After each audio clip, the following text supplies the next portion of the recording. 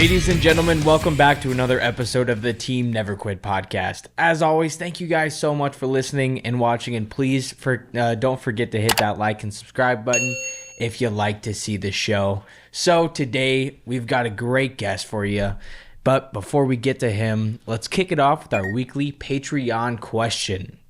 And this week we have, what is the most surprising lesson that you've learned throughout your training that you kind of apply to everyday life? Go ahead, brother. You got one? Oh, that's on me. All right, sweet. I'm happy to answer that one. I think probably the biggest lesson that I learned during training that you can apply to everyday life is when things go really, really bad. One of the best ways of dealing with it and actually pushing through and finding the strength to push through is laugh at it. Find something funny about the situation and how ridiculous it is. And the more ridiculous the situation is, the more painful the situation is.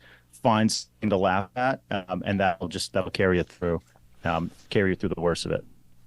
That is good. Dude, we practice that so hard. And that's the only way we get through stuff, is that when that kick-ass sense of humor comes in. Exactly. It truly is. I think you got to train in those environments too. That's why Bud sucks so bad. Like, the environments are there. We just got to put you in there and let you suffer until you get your sense of humor back. Yeah, absolutely. And I think that also helps. You know, if you're talking about Buds, I mean, I think it elects for guys who kind of have that like truly deep sense of humor when things are the worst and they can laugh, because you have guys that are really funny that don't make it through, but because that's not the thing. It's not the guy who's funny. It's a guy who truly has a sense of humor and can laugh when things are the absolute worst. Yeah, you know, don't see that until that environment shows up. It's like, I don't see that. He's not funny. Never even. I was like, just wait till they put that some bitch in the vice, dude, and he will freaking shine. That's a good one. Exactly. For training? Yeah. I mean, I don't have any training.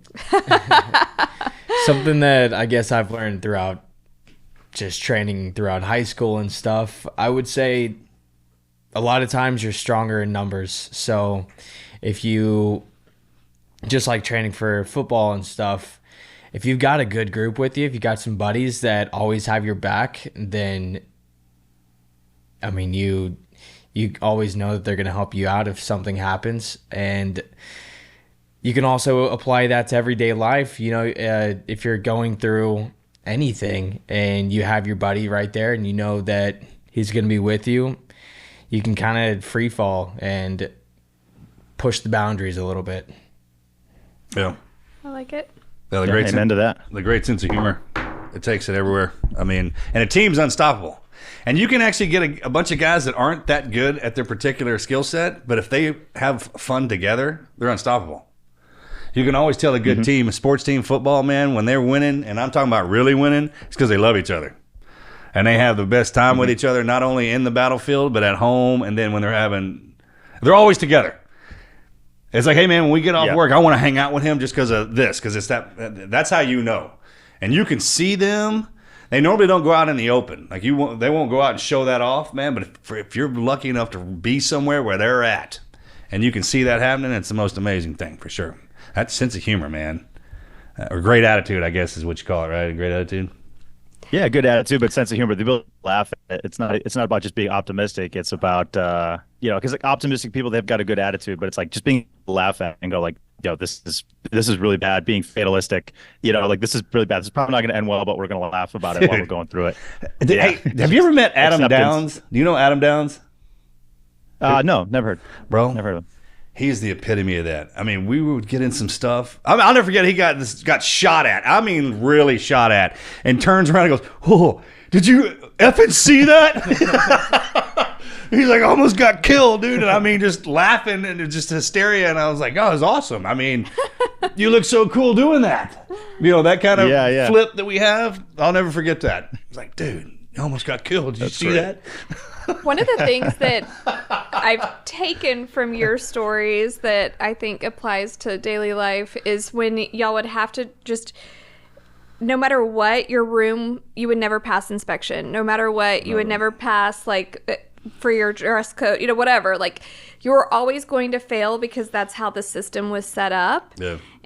But you still had to continue to do it. And that, to me, as someone that's never been through anything like that, I took that and applied it to life. Like sometimes things are going to suck and you're going to get told you're not good enough or you didn't do it, perfect, but you still have to try again the next day and put that effort. What's that saying we'd have? I mean, we'd try to pass out the next day, would roll in, and everyone would be rolling out to get beat. Be like, hey, we suck again. You know what I'm talking about? It's like always something, man. We suck again. Yeah. I'll never. Yeah, forget. that's actually funny. Quick anecdote on that. So with the room cleaning and the inspections and such during buds, I always put in effort. I always made sure that my uniforms looked good. I made sure I cleaned my room, but I wasn't going to stay up till 3:00 in the morning trying to find every single grain of sand because I knew exactly what you said. I was like, they're going to come in here, throw sand on the ground, on the floor, and then say that your say that your floor is sandy, and then they're going to beat you. And you have to pass both the barracks inspection and the uniform inspection. So I remember when I first started buds, the guys in my room, they were like, no, we got to stay up till 2:00 in the morning, and I was like, guys, no, we got to clean the room, do our best, but get some sleep. That's what you need. That's what you need to get through here. I was like, the lesson is not about cleaning your room. The lesson is about just taking a beating and whatnot. And so it was funny because all the guys in that room who were like pushing us to clean the room, all three of them quit. And then I was the only guy who was like, no, get sleep. And I was the only guy who made it through. Wow. So it was just kind of like, just kind of accepting, hey, here's the situation. Do your best, but don't kill yourself. Because I feel like that's just a situation where they're just looking to see if you're going to quit because you keep getting told that you failed, no matter how hard you're trying. Yeah, no matter try how. so hard. I mean, you got your attitude, everything's in that, and then they're just like, no. Instructors would walk by with a pocket full of sand and throw it into the freaking room in front of you, and then walk past, and then another instructor would walk into your room and go, "Oh, I guess you didn't clean your shit." I mean, it was Exactly. unbelievable. Unbelievable, man. I'll talk about a mind. Dude, SEALs, they can mind rape you like you can't freaking believe, man. I think that's a good lesson for our younger generation right now, too, is that a lot of times it's just a test and just don't freaking quit. That's something we do that to ourselves, man. That was a good question. Yeah. All right, brother, man. Thank you again for coming on here and doing this. I'm excited to share your story. Yeah. It's good, man. So let's back this all the way up, man. Where are you from originally? I grew up in Milwaukee, Wisconsin. And okay, so is that where your people are from? Yeah, that's where my family is, and yeah, that's home. So tell me your full names. Pronounce that. Yeah, so it's Ephraim Mattos or Ephraim Mattos or Ephraim Mattos. There's so many different weird pronunciations of my first name. Every country I go to says it's supposed to be said a different way. Right. I grew up being called Ephraim, but I also go by Ephraim. It really doesn't matter. Right. That's from the Bible. Big E, I know you're talking to me. Right? Yeah, Old Testament. Old Testament, right? Yeah, that's what I thought. Yep. All right. You got a middle name? They strap one of those on you? I do. I've my middle name is Dwayne, named after my grandfather. Ephraim's old school, and he rolls in with the Dwayne. Dwayne, yeah. Old Dwayne. He would always say, help me, Dwayne the bathtub, I'm drowning. That's like this joke my grandfather would always say to me because he thought it was the funniest thing ever. And I was like, all right. I actually is funny now. God, bro, next time we're in person, we meet up, it's coming out of me. I'm throwing it down on you from across the room. Like, Dwayne. All right, cool. Yeah. You got so family history of military service. My dad was actually in the Air Force Reserve, so he was just he was flight crew on 130. So he was an enlisted guy, and so after 9/11, he got activated and spent a lot of time overseas. He would do these 3 or 4 month deployment rotations over to the Middle East, Kuwait, Iraq. I think he did a little bit in Afghanistan as well. But yeah, just transporting troops and moving. A lot of the stuff he did was actually they would fly the bodies of the dead and the draped in the coffins, and they would fly them to Germany from Iraq or Kuwait or wherever, and then take them to Germany.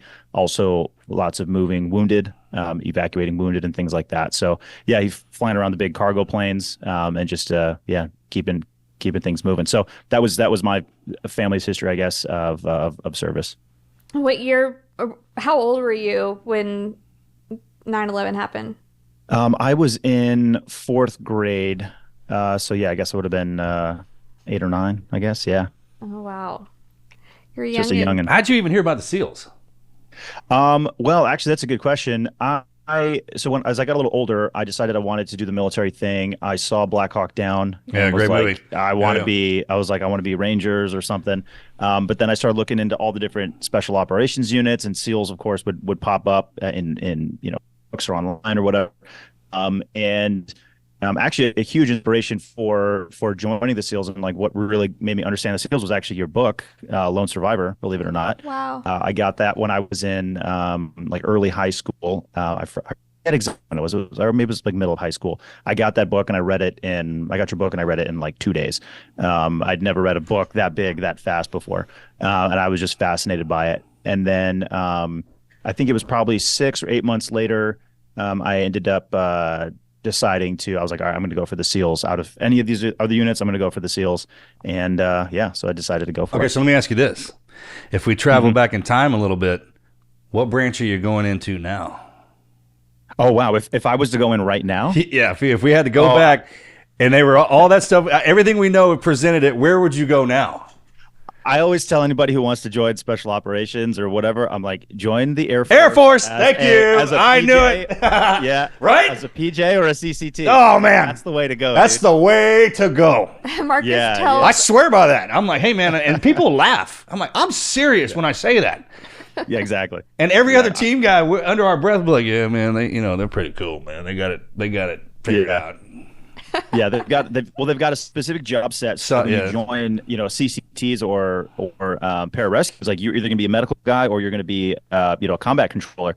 Both of those you're going to actual skill set. And then the other thing you don't really think about is because you're with the Air Force, they have sort of this it seems like a per capita much lower budget. So those guys have like all the best gear. They're getting all the best training, and whatnot. And then they've got like a very specific job that they're going to be do, which is pretty cool. They get embedded with with everybody, with SF and SEALs and everybody. Yeah, they get to do all this different stuff. So yeah, definitely, probably Air Force CCT. I enjoy being a JTAC. Bro, I ran into them when I was at 18 Delta when they were going through their training, and then again when we were in not Iraq, Afghanistan. My first push there, they had their own rooms off to the side. Uniforms up by military. Like, who is that dude, man? You know what I'm talking about? And then we operated for months, and then you realize, like, hey, man, you're not even a freaking SEAL. What do you do? And they're like, oh, I can't talk about it. And I'm like, oh, that's my line. Yeah. For sure. Right on, man. Okay, so when did you join? So I was 17 when my parents both went into the recruiter. So this was 2010, early 2010. My parents went in, signed the paperwork for me to join, and then graduated high school a couple months later, and then shipped off to boot camp end of 2018, and then end of 2010, excuse me, and then all of 2011 was basically buds at that point. Yeah. What class were you? I went through Hell Week with class 289. Got injured during Hell Week, and so I classed back up with 291 and finished the pipeline with them. Good for you, man. Way to put out. Like my brother made it through in one fell swoop. That's because he didn't put out hard enough. All them freaking guys that make it through in just one stretch. I'm like, dude.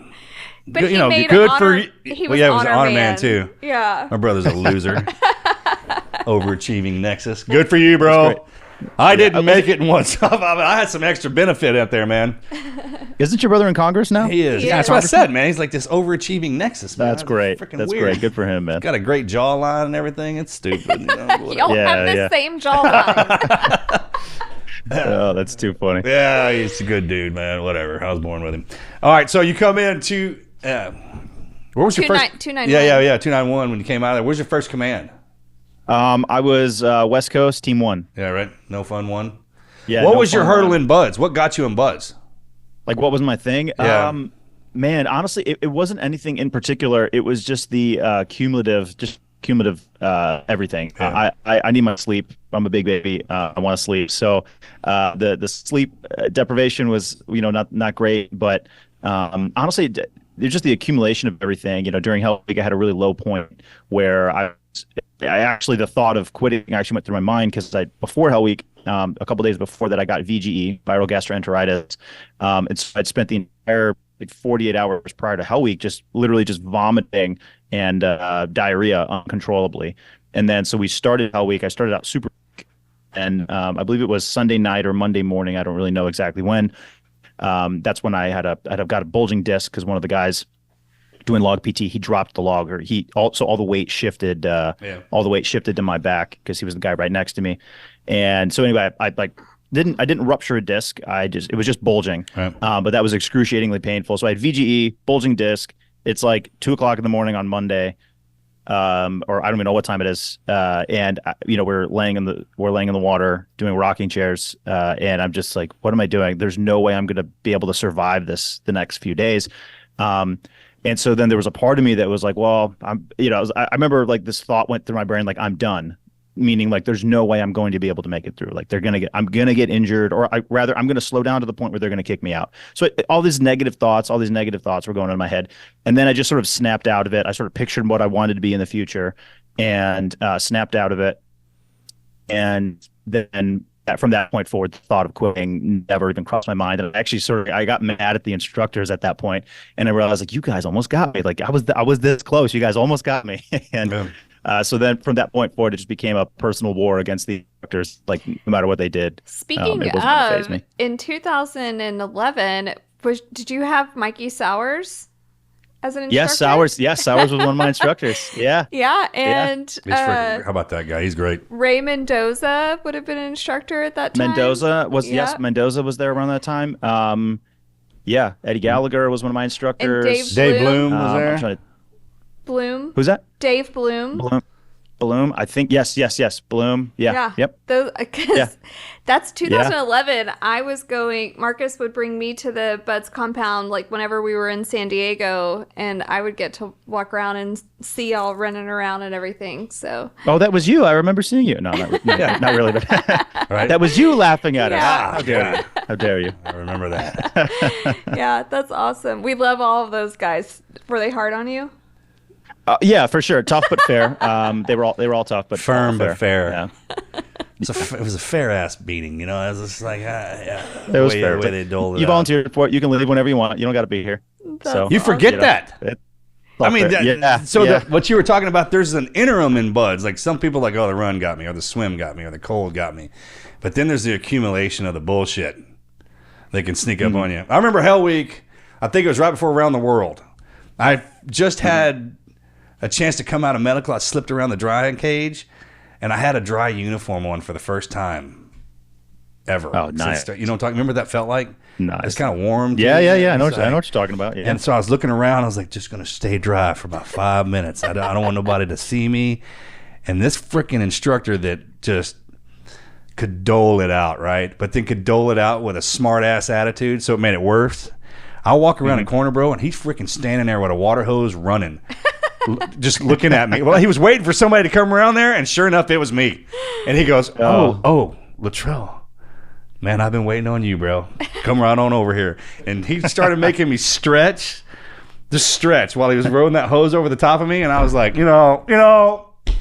I've quit better things than this. That was my moment, right? And then I was thinking about that. Like, so during our Hell Week, I remember they had like the giant 5-gallon paint buckets. Of course. Yeah, that's what I'm talking about. So yes, but your uniform is in there. Your uniform's in there, full of water. Full of water. Yeah. And so there was no. Which was miraculous because mine didn't have that. That's why I was like, wait a minute. Oh, that's freaking. Because normally you walk around the corner, your uniform's in that bucket, it's full of water, your boots, so you got to put on the dry or the wet. It's just, God, it sucks so bad, man. Because your attitude is just freaking ridiculous. And I was so happy. I was like, dry uniform, all right. So they just forgot to put water in it, or they were still filling them up when I ran in there and grabbed that sucker, but shit, didn't work. My God. That freaking was standing there waiting on me when I came around that corner, dude. Oh, bro. Yeah, that one. Yeah. Let's go. All right, so you go over to one, and then you deployed how many times with them? I did 2 deployments with one. My first was to Afghanistan, and then my second was to Southeast Asia. So my first deployment, luckily, we got to get after it. It was 2014, summer 2014. So good summer deployment. And the area that we were operating in we were in Logar. And so virtually everything that we did was daylight, patrols. We basically could have been infantry, honestly. And we actually had paratroopers who were assigned to our outpost to guard it, and we would attach a squad of those guys to come out with us because they were good dudes. Yeah, and they are, and man. they integrated just fine because it was daytime fighting in the valleys there. Yeah, those 82nd boys, those Marines that come in, the infantry dudes, the freaking street meat, man, they can fight their asses off.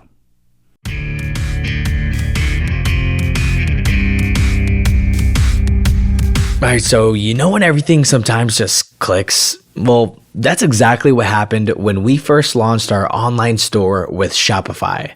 Starting out was so smooth and it just felt effortless. We couldn't have asked for a better startup, and that's why Shopify is the engine powering millions of successful businesses worldwide. And whether you're just starting out or you're hitting a huge $1 million milestone and more, Shopify has your back every step of the way.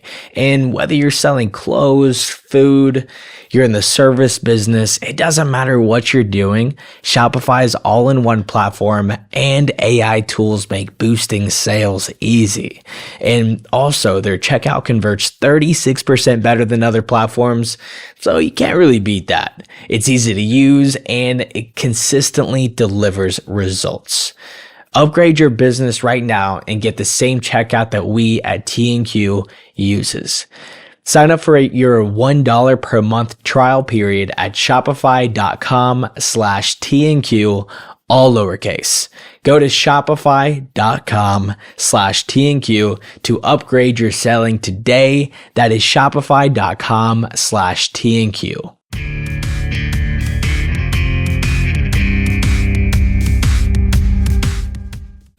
Yeah. Nothing but respect for those guys. Yeah, nothing but respect. Man. Yeah, and that was the thing too. Is at first, we were attached the 82nd guys to us like a SWAT, and I wasn't sure exactly how that was going to work, but everything we did was everything was fine. Everything was great. They did a great job. Totally dependable. Got their ass off, and it was a real pleasure working with those guys. Yeah.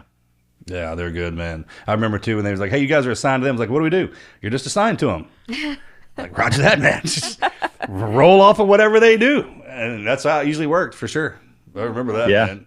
All right, so you get back, then you punch over to where?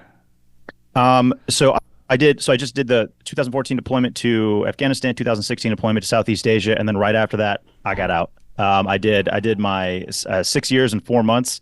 And got out pretty much immediately. Didn't do shore duty or anything like that. So just one command and rolled out. What year was that? I got out 2017. It was April of 2017 when I left. Yeah, it feels like that was a big transition year for a lot of people. Mm-hmm. Oh yeah, a lot of guys getting out that year. Yep. Yeah, absolutely. Okay, gotcha. Yeah, and the reason I got out was because so when I was in Afghanistan, so this kind of goes into my story, that when I was in Afghanistan, we were on one of those daytime patrols. We came across a backpack that we believe, or we know had an ID in it. So the dog sat on it, and so we knew that there was an ID in there. We blew it in, and then because of that, the Taliban knew exactly where we were, and they thought that we had wounded. So they started swarming us, and they were gathering in one particular place to try and ambush us because they knew the route that we had to walk. Yeah. And so we ended up getting to that position first before the Taliban, and ended up smoking all of them. And but during the firefight, one of our Afghan allies, he was shot 3 or 4 times in like the hips. And so we moved back several tree lines, called in airstrikes on the position that the Taliban had just been in, and we set up a perimeter to call in a medevac helicopter. And when we set up the perimeter, we started intercepting radio chatter from the Taliban saying that they were going to attack us from the south. And I was the farthest guy on the south in an entirely exposed position with a 46, a machine gun. And so my job was basically security to cover the south. Oh. Yeah, exactly. And so then all the radio chatter, they're like, "Hey, Mattos, you're like they're going to be coming from direction. Like, you're up to that. So, yeah, you're up. You're yeah." up. I was like, "All right, here we go." And so sure enough, I don't know, 10 minutes later, I start seeing heads in this tree line, and I'm waiting to see a weapon. They're moving sort of along the tree line, and so I'm ready to go, finger on the trigger. pressure already on the trigger, just kind of waiting for them to come out so I can get a body shot. And as soon as 2 heads pop out, it turns out it's 2 little girls. And one was maybe 10, the other one was maybe like 5 or 6. 2 little girls, and screaming, and not screaming, but they're like weeping and they're crying and they're running. Then they start running straight at me. And they're both wearing backpacks that are just like the backpack that we just blew up an hour earlier in place. And they're running straight at me, exactly from the direction that the Taliban said they were going to attack us from. And so I start screaming at these little girls. I'm like, get away, get away, get away. I put my crosshairs on the first girl's face. I'm laying down so I'm able to stabilize, and with my left hand I'm waving at them so they see me, and I'm like, get away. I'm screaming at them, and eventually they get to the point where if they got to the point where if they detonated their bombs, they would have hurt me or killed me. Oh, they're that close. But they would not have hurt my team. They would not have hurt my team. And then I was like, if they got, if they were, had they gone another step and a half, like I would have had to take the shot, because I was like, I can't let you detonate and hurt my team. I was like, I'll give you that extra little bit. I'll put myself at risk, but I'm not going to put my team at risk on this one. In hindsight, maybe I should have made a different decision, but that was my decision at the moment. And eventually those girls stopped, like right before I squeezed the trigger, and I'm like screaming at them. And then I could just see tears are going down their face. And then they turn around and they run away. And sure enough, the backpacks they were wearing were the same exact kind that we had just blown up. And then no Taliban attack came from the south or from any direction at any point. And so I don't know for sure that those girls were the Taliban attack, but all indications point to that. Basically, the Taliban sent these little girls right at me for me to shoot them. And I almost wonder if the Taliban were filming from a vantage point or something like that, hoping to maybe get it on film or something. I don't know, because they do that. They'll do that. Yeah, exactly. So, but what that did was it got my head going, and I just realized, I was like, where did those little girls run back to? I was like, these girls, they're caught in the middle of this war. Obviously, possibly the Taliban just sent them out after me. I was like, and that just got me thinking about, all these different conflicts that are going on around the world. There's nobody there to really help the people that are caught in the middle. And so I decided, during my second deployment, I was in Southeast Asia, and we were in Thailand for like 6 weeks.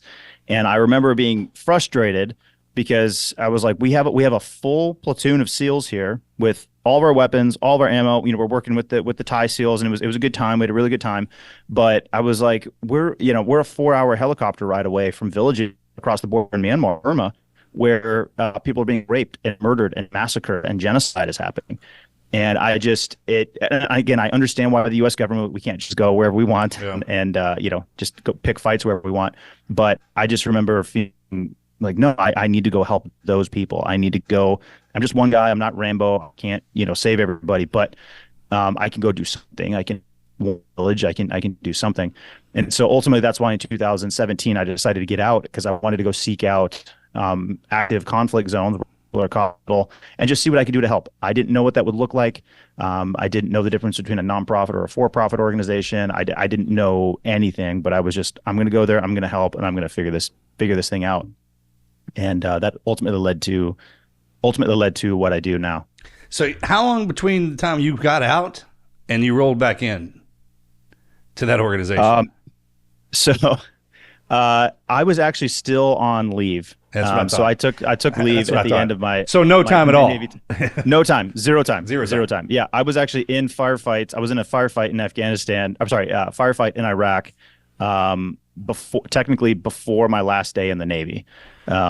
Just as a civilian volunteer working with another aid group and such over there, just volunteering and figuring out what I was going to do. I thought I was just going to be doing humanitarian aid work. So 2017, I fly over to buy a one-way ticket to Iraq, northern Iraq, Kurdistan, and look up with another aid group. And I thought we'd just be doing humanitarian aid work sort of in the conflict zone. And I was like, perfect, you're a good fit. I'll just go hand out water bottles and bandages. But we ended up being frontline combat medics for the Iraqi army, because they didn't have medics. So they were like, you guys know TCCC, Tactical Combat Casualty Care. And so we were based medics. And so we ended up frontline, shoulder to shoulder with the Iraqi army, treating their wounded as they're clearing ISIS out of little towns, and then also when they went into Mosul as well. What are their attitudes?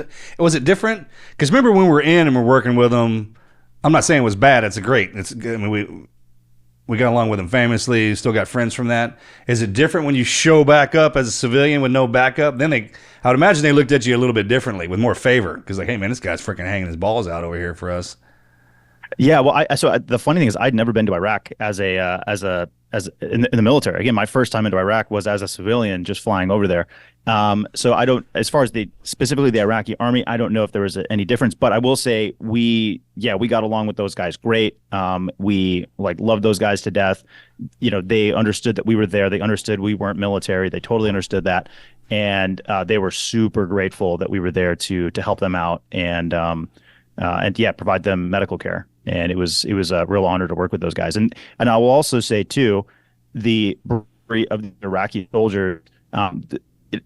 If you look at how they compare to like SEALs or U.S. military training and standards, they didn't meet that sort of those standards, right? They weren't super organized, marksmanship based non-existent, a lot of those things. So a lot of the training wasn't there. But as far as their courage and their willingness to go toe to toe with ISIS, and I watched multiple times, a tank, an Iraqi army tank would drive up, get blown up by an ISIS car bomb, and then next up would just keep going, and then they would get blown up, and then the next one would keep going and hit a landmine, and then the next one would just be up and keep going. These guys were getting killed. The Iraqi soldiers were getting killed and wounded like crazy, like World War II level casualties. And they would just show up every day and they would fight to liberate their cities. And I was very impressed with them. And it was really an honor to be able to work with those guys and serve them by taking care of what we could medically. Yeah. How do the aid programs even find out where to go or who to embed with? Yeah, so the organization that I volunteered with when I was there, they were called FBR, Free Burma Rangers, and they had been operating in the area for several years. And so when they first showed up, I believe they had just been sort of doing humanitarian aid distributions and things. And during that time, there was an Iraqi army unit that had said, hey, we need supplies out here because we keep liberating these villages and nobody's coming to help us and nobody's coming to help these refugees or IDPs. And so because if you look at like larger organizations, like the big NGOs, all the super famous ones, they are not going to go into these areas where there's active fighting and whatnot. And that makes sense. They're not trained for that. They're not built for that. But they'll run the refugee camps and such. But so there's this gap between where people are being freed from, or caught in the middle of crossfire to the point where they get to a refugee camp. And so anyway, the Iraqi army had asked specifically that this organization come in and help. They're like, hey, can you guys deliver food and aid? And so they did, and then built the relationship and were like, hey, can you guys stay with us? Can you provide medical care and whatnot? And so then the relationship was built over the course of several years. And that's similar to the model that we use as well, is we show up. So I run an organization called Stronghold Rescue Relief now. And that's what we do. We go in, we assist every way that we can, and we build relationships by showing them that we care, we're here to help, we're not crazy, we're not here to get into gunfights. We just want to help you during this horrible time that you're going through. Are you allowed to get in gunfights? I mean, if someone's shooting at you? Oh yeah, of course. Yeah, absolutely. So I guess we'll kind of dive into a little bit of like what my organization does. So at Stronghold, we provide frontline mentorship for active on security threats, villages and things like that. So if a village or a particular tribe is facing genocide, we'll go in, we'll advise them on what it is that they already have and say, hey, here's how you should best use resources that you already have to help protect your people. In Burma, for example, we send in lots of just handheld radios, just civilian grade handheld radios, so civilians can communicate with each other in their villages, and they can coordinate when the Burma army comes in to massacre a village. They know where to run, they know where to find food, and then of course we'll aid. And then then the other aspect of what we do is evacuation and medical evacuations and such. And so we're providing frontline medical care and then evacuating people all the way out. And getting them to clinics and such from the point of injury to higher levels of care and such. So my point is we are working in active conflict zones. And so because of that, if the locals allow us to carry a weapon and they give us one, then we'll carry one, of course. And so we often are armed because the bad guys, they'll shoot us probably sooner than they'd shoot the locals. Yeah, first. So, yeah. There's no repercussions for that. Mm-hmm. I Yeah, mean, exactly. There's just not, because you're not from there, and if it's just, it's crazy how the villages will kill each other to exterminate. Mm-hmm. I mean, they'll just go in there to do that. We can't we don't fathom that here in the States. There's a lot of things that we don't fathom here in the States that go down everywhere else. Yeah. Absolutely, absolutely. And so that's part of my job. The way I see it is trying to connect the reality of what's going on around the world, then try to communicate that to the U.S. audience, because there's this certain level of evil that people just don't see. They just don't understand. They don't understand that a military unit would go into a village and just slaughter everybody, just kill them all after raping the women. And they'll kill the kids, they'll kill the moms, the dad, they'll kill everybody, and they'll just burn the bodies, and they don't care. And so in Burma, for example, as well, the Burma army, they will go into a village, and typically at this point, the villagers are able to run away. People don't get caught all that often, but it does happen, and usually in small numbers. And if that happens, you're just sort of screwed. But anyway, so what'll happen is a lot of times, most of the time, people will run away from the villages, so the villages will be clear. And then the Burma army will go into that village, and they will sort of use it as an outpost for maybe a day, maybe a month, maybe a year, who knows. But when they leave, what they'll do is they will take hundreds, and I mean hundreds of small landmines, and they'll put them all around inside the village, in all the most insidious places, right in front of people's doorways, right inside bunkers where people have dug holes because there's airstrikes and mortars that go off. They'll put these landmines, hundreds of them, all around these villages, so that way they can't be used anymore. And of course, the villagers still come back, and then they go around with a knife, and they're on their hands and knees, going through the village, finding every single landmine that they can. And they'll pull up hundreds of them, but it's impossible to find all of them. And so inevitably, what happens all the time, we see this all the time. We'll get patients. They'll come in. It's a kid who stepped on a landmine, or it's a mom who stepped on a landmine, or whatever, just somebody who stepped on a landmine in their own village, and it's devastating and it's horrible, but that's just the level of evil that I think people just don't understand. They don't understand that humans are capable of that, and capable of doing that en masse. It's not just one psychopath, who it's not just one psychopath serial killer who does stuff like that. It's entire groups of people. And the thing is, the people who do this, they are not psychopaths. They are not crazy people. They are normal human beings. And the reason they do evil things is because they believe evil ideologies. So I'm a firm believer that ideas have consequences. Ideas matter. Your religion, belief system, the ideas, the way in which you see the world. If you believe in evil ideology, you will do evil things, regardless of whether you're a psychopath or not. Historically, obviously, the sort of the golden example is like the Nazis, right? But there's no way that the entire country of Germany, that single one of psychopaths, right? Like, it's not possible. But you have this evil ideology that comes in there, and people are like, maybe Jews are a little rich, maybe this, that, the other thing, right? And maybe it is their fault, and so they start to accept these evil ideas, and that eventually, not right away, but eventually turns into dark evil and concentration camps and things like that. But we still see that in the world today, just in different ways. Why isn't that on the news? Like what's going on in Burma? Yeah. So that's a great question. So a lot of this stuff actually kind of is on the news, but it's usually just written as articles on Reuters or Associated Press, or heck, even CNN, Fox News. They will cover some of these stories. The problem is when these stories are put out, they end up they quickly get drowned out by the latest celebrity gossip and political drama and whatever else is going on. So these stories are out there, which is the crazy thing, and people talking about these different conflicts. So actually, a project I'm working on so this year I'm at Harvard University, knocking out an MPA degree. And during this year, one of the projects I'm working on is I'm building something called the Overwatch. And basically what we do is we find all of these stories, and we put them in a weekly email that'll come out, and it's for free. People can sign up at the overwatch.co. We talk about all this stuff because we're just talking about Burma right now. We're not talking about the conflict in Ethiopia. We're not talking about what's going on down in Colombia. And there's so many different conflicts and things that are happening around the world that people just don't know about. Not because nobody's talking about it, but just because it's not mainstream news. And so what we do is we go find all that stuff, we put it in an email, and we also add some additional context, because you're like, okay, what's going on in Burma? Okay, cool. I saw this headline about something happening in Burma, but like, who's the KNLA? Who's the SAC? What's the PDF? What is that? I don't know what that means, right? And so we add context into the email as well, so people can learn as they're seeing the news. So yeah, but yeah, there's a lot going on in the world for sure. Most of the people who care enough, they really can't do anything.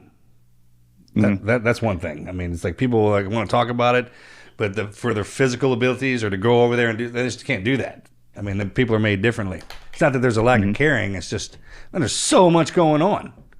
Every country's in something. Yeah. Yeah, and that's the thing. Like, so people do care. Like you said, to your point, like people absolutely do care. But like, what do you do, right? How do you help?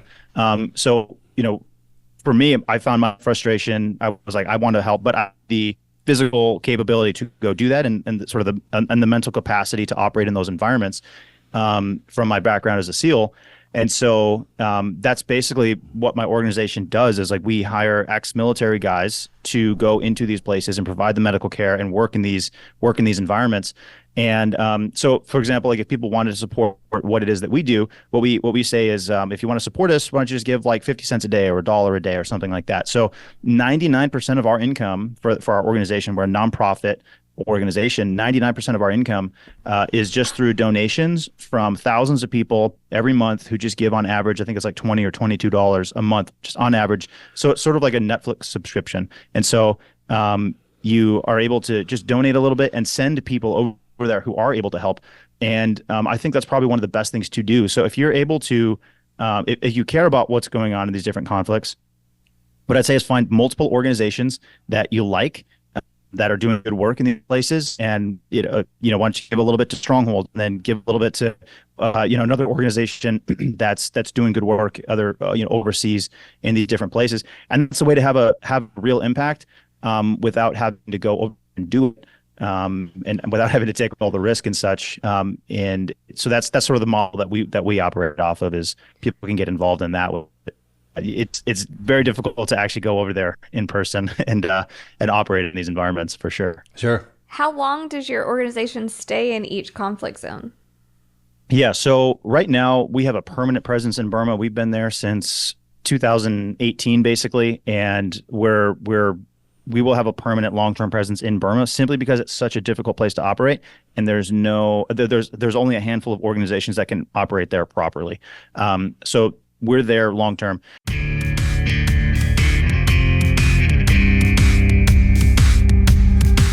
Have you noticed how those daily expenses start to add up? I'm talking groceries, gas, pharmacy runs. It's all a part of life, and it gets costly. But with Navy Federal Credit Union's new Cash Rewards Plus card, earning while you spend just got way easier. This card gives you unlimited 2% cash back on every single purchase. No rotating categories, no hoops to jump through. It's simple. Just spend and watch the cash back roll in. Whether you're fueling up or you're splurging on something fun like a nice vacation, that 2% really makes a difference. Spend $2,000, well, you get $200 cash back, plus a Walmart Plus annual membership. And there's no limit to how much cash back you earn, so you can just keep racking it up and you keep getting money back. It kind of sounds way too good to be true, but that's the deal. Check out NavyFederal.org for way more information. Navy Federal is insured by the NCUA.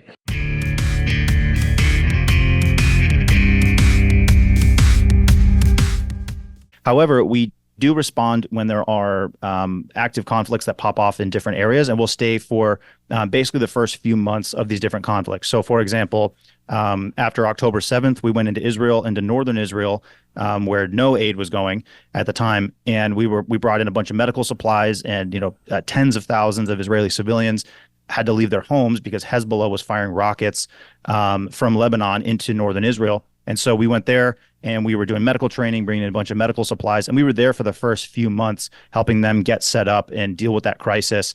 And then, for example, during Russia's invasion of Ukraine, I was actually in Kyiv as the Russians were still advancing on Kyiv. Like they were on the outskirts of the city, and we were in there preparing and helping the people get ready for basically getting ready for the Russians to come down the road in a week or so, right? Luckily, the Russians turned back. We didn't have to deal with that, thank God. So we will go into places for a few months at a time. Also shorter trips into places in Africa, for example. We're doing a lot of work, or not a lot of work, but we're doing work with anti-poaching partners, because the people who are doing the poaching, they're the same ones that are trafficking drugs and weapons and humans. So it's all the same people involved in that. And so we go work with the anti-poaching park rangers, and we'll go into those places for a month or so and really work with a ranger team and go in the field with them, operate with them, and help them set up their medical evacuation capability, and help them sort of set up security in such a way, using what they already have to best protect the people who live in these national parks and such. So we've got a lot of little missions like that, but our main one right now is Burma. That's our permanent. Are you getting a lot of our guys coming out of the teams going in your way? I've had a few team guys come in and work as contractors in the short term. My full-time staff right now, we don't have any former team guys, but we have guys come in all the time as contractors for short. I figured, bits. man, that short deployment, especially with the younger guys now who aren't getting a lot of stuff. There's a lot going on, but they're not getting a lot of action. That's the crazy part about it. Right. How about that? So right? No, it's super frustrating. Yeah, the world's falling apart, and that was one of the reasons, again, why I got out, as I just saw that. I was like, I could see the writing on the wall. The U.S. military is not going to send us into the middle of Africa to, rescue a village or something. This isn't the movie Tears of the Sun. They're not going to send us in there to do that. And I want to go in and help those people still. Yeah, and so that's right. Yeah, one of the obstacles that I have as well, even with recruiting for our organization, is there's no shortage of guys who want to come do stuff. The problem is we got to have the guys with the right mindset, guys who are not thinking, I didn't get any action in the SEAL teams, so or whatever unit, and so now I'm going to go join Stronghold to try and get action. And it's like, no, that's not the mission set. The mission set is we are operating in those environments, half of 1% of the time, there's combat or something involved, but we try to avoid it. We're there to serve these people. 99.9% of the job is logistics. It's medical care. It's training in medical care. It's just suffering in the jungle. Yes, you're armed, but it's you're not there. You're not there to get your rocks off. Yeah. You are there to serve these people. I tell you what. Hard to find. If you do it right, here's the deal: is if you go out postured like you're looking for a fight, they'll run. But if you go out postured like you're going out to help somebody, like any kind of medical treatment or anything like that, they're the ones they go after. Mm-hmm. The helpless. They think you're helpless. Yeah. You don't think about it like that when you're in, man. It's like, hey, let's go get them. Like, well, they won't show up. But if you go out there to do something else other than fight, they will. They'll freaking show. Yeah. Yeah. It's pretty insane how medical workers and such will get targeted. And so because of that, we just basically, we keep our teams armed. Again, if the local authorities allow us to be, and we just try to serve the people as best we can. But it inevitably ends up with we're getting shot at just like the locals are, getting mortared just like they are. Yeah. I noticed at my last trip to Iraq, I did a lot of med caps when we have some downtime, and that's usually when we'd get aggravated assault. Right? It's kind of like stuff blowing up around you, pop shots and whatnot. But oh wow, yeah, I can see that too. It's a soft target. Yeah, soft target, man. We're overt. Know exactly where it's going to be. We're overt. It's daytime. We're out there. They know exactly what's going down, and especially who we show up with. The kind of instruments are different. So you're kind of like a more tactical Peace Corps. Yeah, I guess you could put it that way. But yeah, we're just I don't know how I would word it. We're kind of our own weird hybrid thing. It's basically, I guess I would put it more, it's like we're more like Dr. Borders, but we're armed.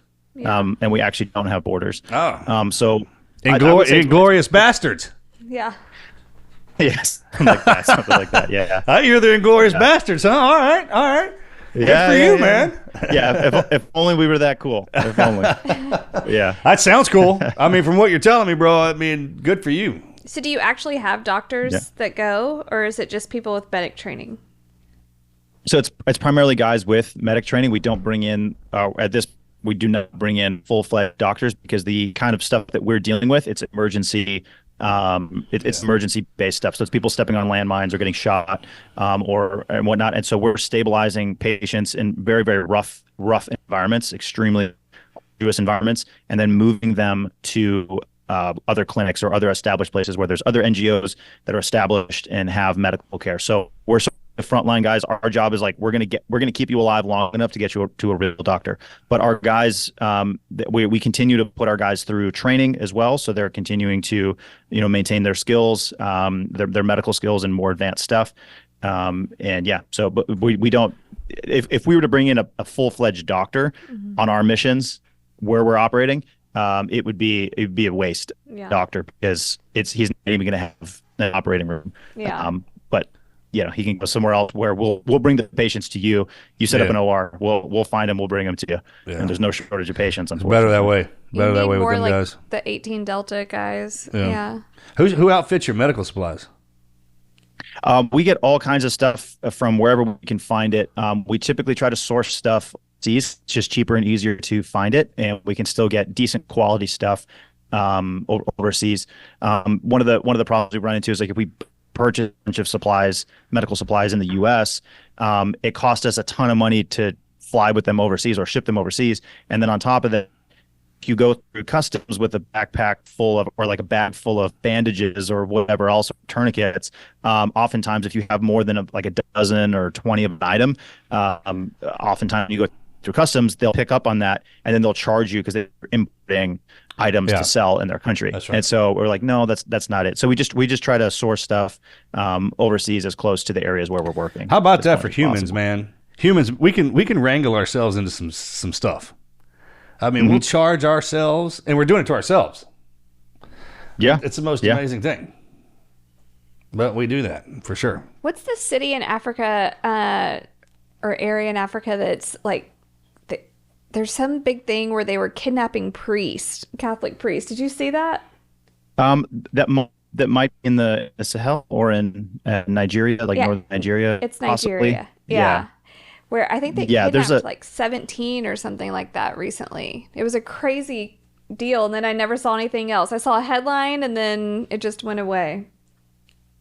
Exactly. So stuff like that happens all the time. A couple of missionaries were just killed in May down in Haiti during the gang violence down in Haiti. A couple of American missionaries, and they just arrested a suspect who they believe was involved in the murder of these missionaries.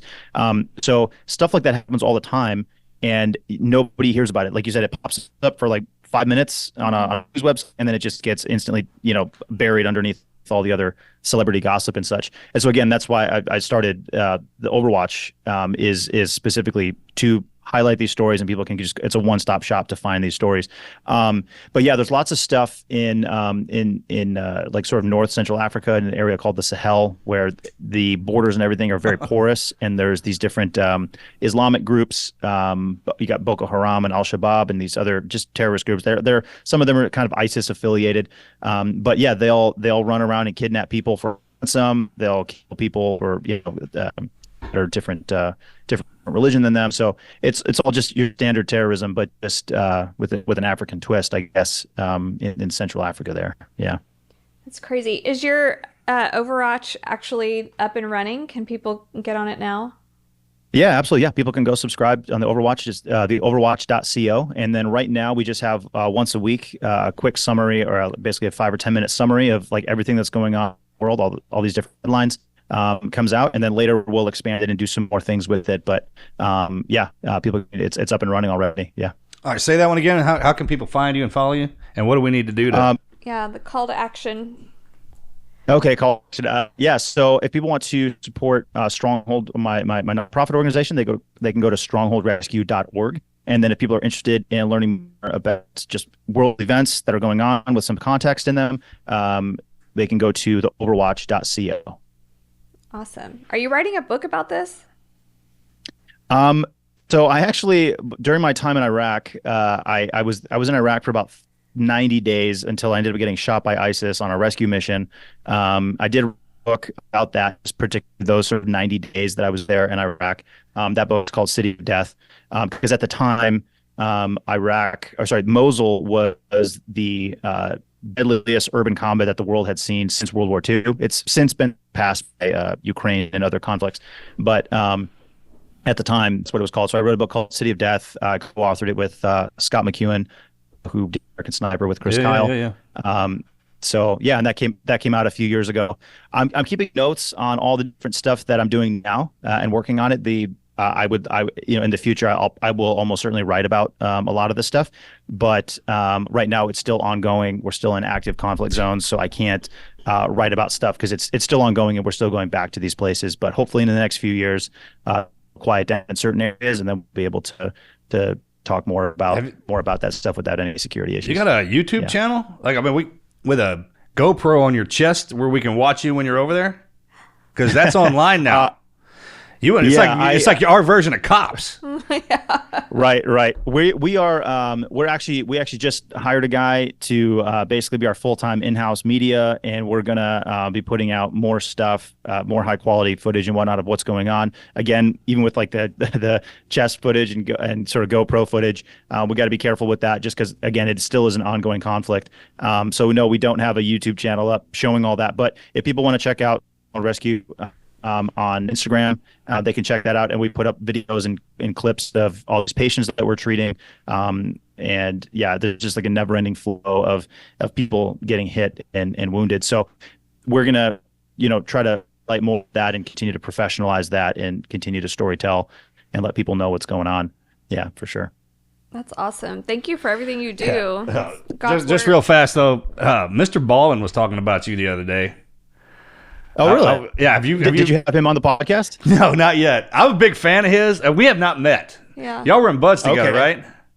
Yeah. We were in buds together on SQT and the whole deal. Oh, wow. Okay, so the whole thing.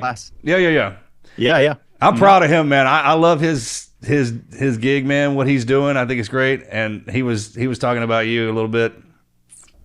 And bro, when the news came on and your freaking face was plastered all over it, I remember when that happened. I was getting text messages. I wasn't even in. And I was getting text messages about you. I have no idea who you were or anything like that. You're like, hey, man, one of our guys is freaking. I was like, yeah. And then when we were watching that Mr. Ballin thing, he started talking about that too. And I was like, I remember that. Yeah. So that was quite the strange, strange course of events. I'll just real quick recap that story, if that's all right. Yeah. For the audience. But basically, I went to Iraq, was working as a frontline medic, as I was talking about before. Well, one of the days we came across a massacre where ISIS had killed about 200 people, and all their bodies were in the streets. We're talking women, kids, babies. There was one distinct family that I remember that'll never go away from my head. There was the father had clearly been holding the baby and had been shot in the back when ISIS had massacred all these people. And when the father was shot, he had fallen forward into the rubble, and the baby's head had basically been cracked open, and it obviously had died. And then the mother was also shot in the back right next to the baby, right there. And so there's this killing field with hundreds of people, about 200 people. And there's piles of bodies where we see where people have been shot, and then they climbed over the bodies of the dead, and then they were shot on top of them, and then more people tried to climb up on top of them. And so there's literally just piles of bodies. Well, in the piles of bodies, in one of the piles, there was a little girl who was hiding under her dead mother. And she was, she was not going to last much longer because of the heat out there in Mosul. And so we got up there, we saw the situation, and we realized that the massacre was over at that point. And we got up there, and so we realized, all right, we have to do something to get this little girl. The problem was she's 50 to 100 yards away from ISIS. She's right there in front of ISIS headquarters. The only reason they haven't shot her is because she's basically hidden behind these bodies. And so we talked with the Iraqi army. The Iraqi army called the U.S. military. The U.S. military fired a smoke screen, airburst smoke screen for us. And then the Iraqi army drove a tank straight up to ISIS headquarters, an M1 Abrams, so it's an American-made tank. And we went in on foot behind them and got up there just straight into right in ISIS territory, right like knocking on ISIS's front door. And ISIS, of course, they immediately opened fire on us through the smoke screen. They're dropping mortars, pre-sighted mortars, hitting behind us as we're advancing forward under fire, and machine guns are coming in from the front and from the sides, but they're kind of firing blindly. Anyway, we the little girl get back behind the tank, and as we're moving back to the tank is just backing up blindly. We can't communicate with it, and it's Iraqi soldiers, so we don't speak Arabic anyway. So you could communicate with them. We can't say anything, or we can't understand them. Anyway, as we're moving back, I end up getting shot through the leg, through my right calf, as as we're moving back, and I fall down behind the tank. The tank almost runs me over, but the guy would have flattened me if the guys on my team hadn't been yelling at me and smacking me, saying like, "Dude, get up, get up!" And then I saw that the tank was going to run me over, so I stood up. Luckily, my leg held together, and we got back to almost to safety. And this is right where I'd seen that family that had been killed. Their bodies are right there, and they'd actually been killed about 6 or 7 feet, literally, from the corner that they had to turn to get to safety. They were 2 to 3 seconds away from safety when they'd been killed. But anyway, I had to cross that open area to basically tell the Iraqi army to send an armored Humvee out to the team, so they didn't have to move across the open area, because otherwise they would have all been killed. I haul across the open area. ISIS immediately starts shooting at me. Bullets are, I don't know. They're really close. They're going right behind my back and in front of me. I get across the street, and then I get them to send a Humvee. They send a Humvee to get the rest of the team and the little girl, and they bring them back to safety, and no one else was hurt that day. So when that happened, there were several war correspondents there who were filming different ISIS cities and were filming what was going on. The footage got released, and it was all over the news. It was all over everything, and I was the point of the story. It was our team and what we did, but it was all over the place. So that's what Marcus is referring to there. Shit, bro. Everybody was talking about you being AWOL. They're like, hey, man, he went AWOL. I mean, that's some of the stuff we heard. It's like, man, he just freaking had enough, got pissed, went over there and started whipping some ass. I was like, yeah. Yeah. So you know how team guys are, man. If we don't know, we'll come up with something. Yeah. I was hearing all kinds of crazy stuff, and I was like, no, I just wanted to go help. I thought I was going to be handing out water bottles. Ended up assaulting, ISIS headquarters in Mosul.